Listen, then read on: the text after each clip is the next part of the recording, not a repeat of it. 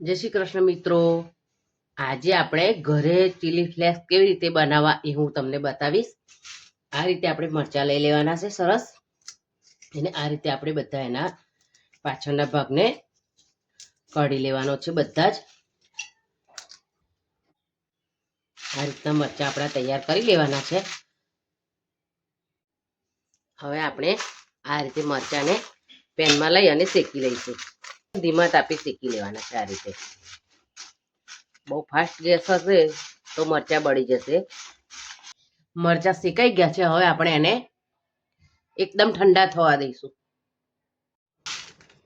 આપણા મરચાં ઠંડા થઈ ગયા છે, આપણે આ રીતે એને તોડી અને અંદરના આપણા બી બધા કાઢી લેવાના છે। આમાં આ રીતે બધા જ આપણે આ રીતે બધા મરચાંને તોડી લેવાના છે, પછી મિક્સર જારમાં લઈ લેવાના છે। આ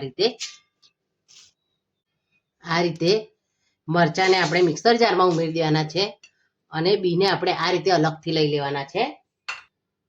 આ રીતે મરચાંને મિક્સર જારમાં લઈ લેવાના છે, અને પલ્સ મોડ પર ચાલુ બંધ કરી અને મરચાંને આપણે ક્રશ કરી લેવાના છે।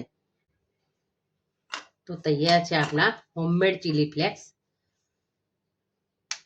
આ રીતે તમે એક વખત ઘરે ચોક્કસ ટ્રાય કરજો બનાવવાનો, અને મને કોમેન્ટમાં લખીને જણાવજો કે તમે ચીલી ફ્લેક્સ કેવી રીતે બનાવો છો।